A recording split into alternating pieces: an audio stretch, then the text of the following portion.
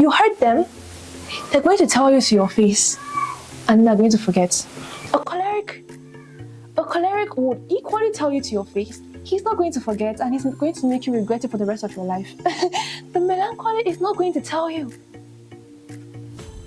but they are planning their revenge.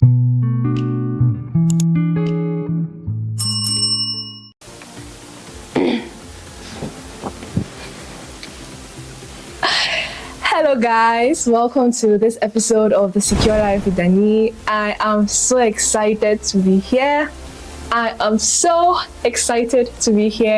Guess why? Because today I start a series for the Secure Mentorship Program.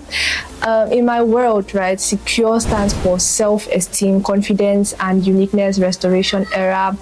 I am a self-esteem person, self-esteem specialist, whatever you want to call it, and I run the Secure Mentorship Program. So if you'd like to be a part of that community, I'm going to leave all the information you need in the description box so that you can join us. Let's get right into today's video. Today we're going to be talking about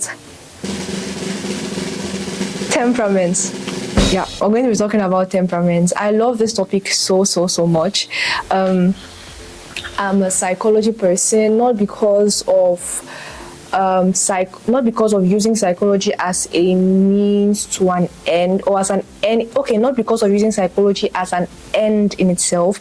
I really believe that psychology is very limited, and there are so many things that require the power of God and a relationship with God, right? When I see somebody all about psychology only, I'm like, you're probably gonna have some pretty difficult limitations, because I believe totally in the healing power of God, the power of a relationship with God in prayer and the Holy Spirit. But I definitely love the insights that psychology gives me, the understanding it gives me about what's actually happening, and so I can tackle the things I want to tackle in the spiritual realm the right way. So temperaments. So temperament refers to your genetic makeup that pretty much affects everything you do. You get some genes from your parents, your mother, your father, and you get some genes even from your grandparents, and that's your genetic makeup. Now there's something other called personality, and there's something other called character. We're not going to go into the depth of that. But your personality and character might not always reflect your temperament because of environmental factors. So who you portray to the world is actually a combination of, one, your temperament, which is your genetic makeup, and two, environmental factors. For example, the way you were brought up, the family in which you were brought up, what kind of values did they have, what are the experiences you've had while growing up. All these will affect your temperament, such that two people with the same temperaments might end up acting really differently because of the effects of their environments, right? So there are many people who have erroneously thought that people were shaped only by their environments, so you're just a product of everything that happens to you. That is not true. At the same time, you're not also just a product of your genetics only, right? So we have these two factors. And as we're going to go on, we're equally going to talk about the most important factor, which is the Holy Spirit. So yes, you might have the genetics, you might have the environment, but when the Holy Spirit comes in, everything changes. Okay, I need to stop goofing around. So basically, there are four temperaments, and I love the temperament concept because it's pretty straightforward and easier to understand. In a later video, I'm also going to talk about the MBTI personality types. I also love that. It's just more difficult to understand. It's really a lot, but I still love it because I feel like it goes into so much more detail. But for now, let's focus on our basic four temperaments. Okay, so there are two big groups. You have the extroverts and the introverts. It goes without saying, the extroverts are they're out there. They're the people who are not shy in social situations. They're just the people who are, find it easier to be themselves and to have a good time, not afraid of other people, not afraid of social interactions and all that. Let me not use the word afraid, because the introverts are going to come for me, because the introverts are the more reserved. I don't want to say afraid, because you can be an introvert without necessarily being fearful. I'm trying to choose my words right. Okay. You can be an introvert simply by genetics, of course, but without it being social anxiety. I think that's what I'm trying to say. Without it being this anxiety and fear and, extreme timidity, right? You can be a confident introvert. That's what I'm trying to say, actually. You can be a confident introvert, but the introverts are simply those who are more reserved, more, no, I don't want to say laid back. They're just more reserved, more quiet, just more in their heads. They prefer the quiet places. No, an introvert's dream will probably be alone in a room with some good music or some good book or some good piece of art, or just, you get my point. You get my point, right? Well, we divide the extroverts into two. We've got the cholerics and the sanguines, and for the introverts, we've got the phlegmatics and the melancholy. So I'm just going to give a brief rundown of each of them. We're going to go into so much more detail in the mentorship program in the group. We're going to go into the details. We're going to ask questions. This is more of a general overview. So register. If you're not registered for this mentorship program, please register, because we're going to get into all the nitty-gritty. We're going to get into all the details of these four folks. Now, the sanguine is the life of the party. Live and let live. I just want to have a good time. No time to stress. That the life of the party generally. They are bubbly individuals that just make this world more enjoyable. I mean, this world would be so boring without our sanguines. They're the ones who can talk and talk and talk. And you're sitting there like, please stop. Please stop. So those are our sanguines. They're just excited individuals who enjoy life, who take life a day at a time, who savor the moment and are present, right? But as weaknesses, apart from the fact that they can be pretty talkative, obviously, sometimes they are not very focused people. They can be gossipers. Not gossipers, but they can be gossips, sorry. They tend to be gossips, they tend to be unfaithful people, they just can't stick to one thing. They tend to get to put on themselves too much than they can bear, right?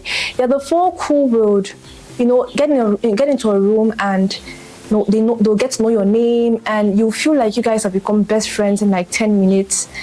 But the moment they leave that room, they don't freaking remember your name, right? They make friends quickly, but they also forget those friends so quickly. So as I'm talking, try to identify yourself. Like, these are really broad, and nobody is really just one temperament. Actually, most people are a combination of all the temperaments to different degrees, but there are like two main temperaments, like, let's call them the major and the minor, or the primary and the secondary. So you can generally identify yourself with two main temperaments, right? And then the other ones maybe to lesser degrees, to 5%, 10%, to try to identify yourself as I go along. Then we have the choleric. Oh my. Cholerics. Cholerics can be interesting. Cholerics are the... Imagine the movies, that boss that steps in and everybody's scared. Like, the boss is here, the boss is here. Those movies where the boss is coming and everybody's like, he's coming. And everybody is like getting ready and standing at attention and just making sure everything is perfect around them because they don't want to get into trouble. Yes, those are the cholerics. The cholerics are energetic people. They are goal-oriented people. There's always a next goal, always a next project, right? They can achieve so much in their lifetime, not because they are super smart or not because they're super gifted, but simply because they are consistent and they are determined. To a choleric, an obstacle is a challenge to overcome, not an obstacle, right? Which is not the case of another temperament, which I'm going to talk about later on. But the cholerics don't see why they should stop or why you are in their way. Like, if they need to crush you, to move forward, I'm sorry, but they are going to crush you. They are going to crush you. Because this project must be achieved, this project must be done, and that's kind of a problem too, right? Because even when they start something and maybe they later on realize that it's not right, it's difficult to get them out of it. It's difficult for them to admit it was a mistake. Even for the Christian choleric, the Holy Spirit starts telling him, oh, you shouldn't be doing this.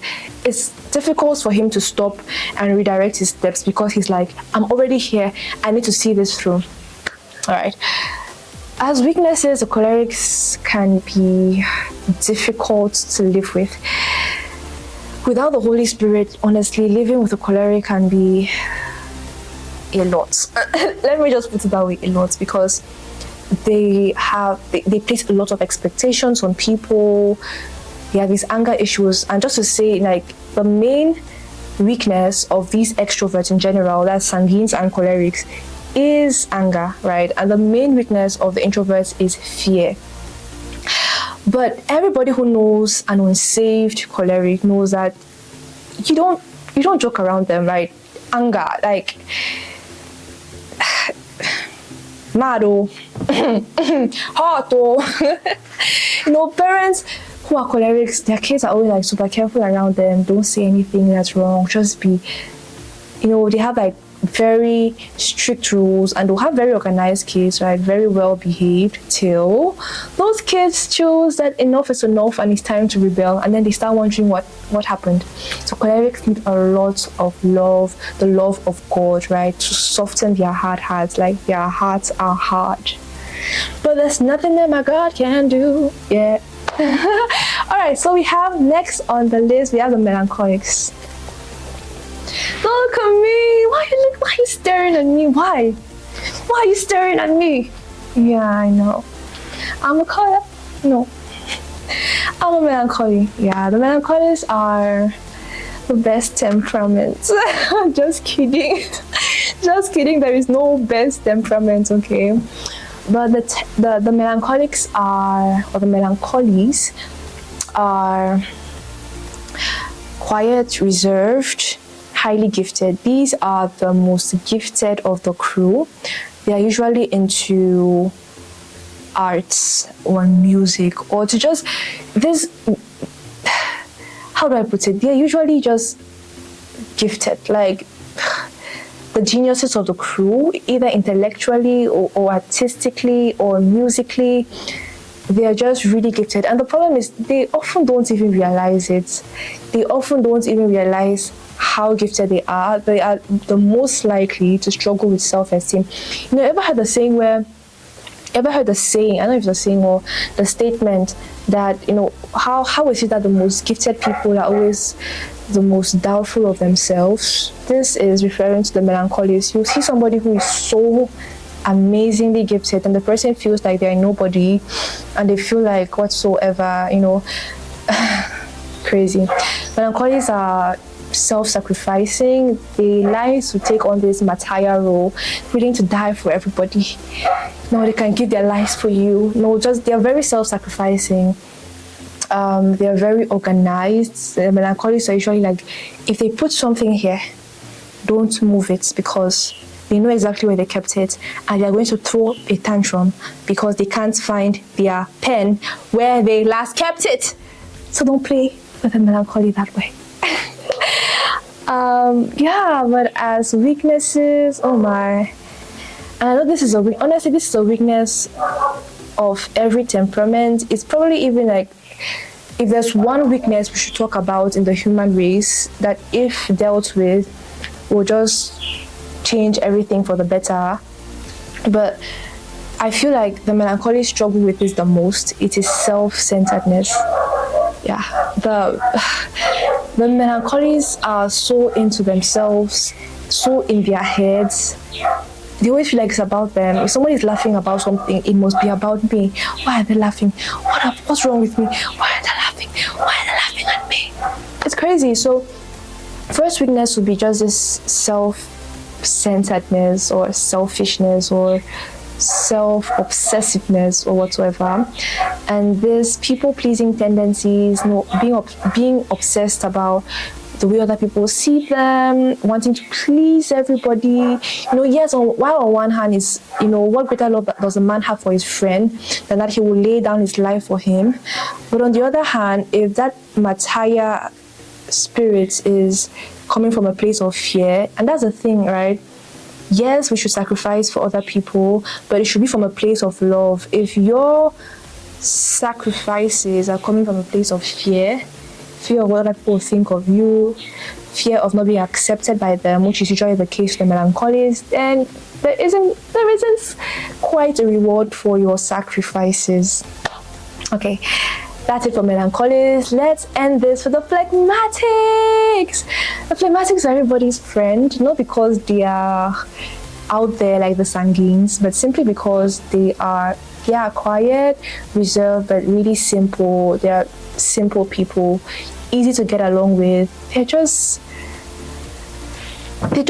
never bothered by anything. Like, if you have a friend who, even when exams are coming on and everybody's tense and everybody's like, and then the other one friend that is just like, why are you guys so stressed?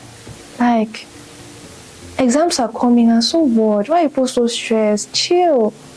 Another friend always tells you to just chill. That's like the phlegmatic. The phlegmatics they're nice to be with. They are friendly. They are cozy. They have a good sense of humor generally, which leads me to their weaknesses, because that sense of humor can easily become annoying, right? Phlegmatics have a way of just laughing about your whole life, mocking you in the kindest way. And if you don't know them, if you don't know that that's the way they are, you easily get offended, because this person will just be laughing about your troubles and not get why you are offended, right? And this reminds me of the choleric, because the choleric is the type who would tell you to your face why they don't like you, what you're doing wrong, and not understand why you're being so emotional about it. That's a choleric. The sanguine will get upset with you and just forget it in a flash. That's the sanguine. Like, they don't hold grudges.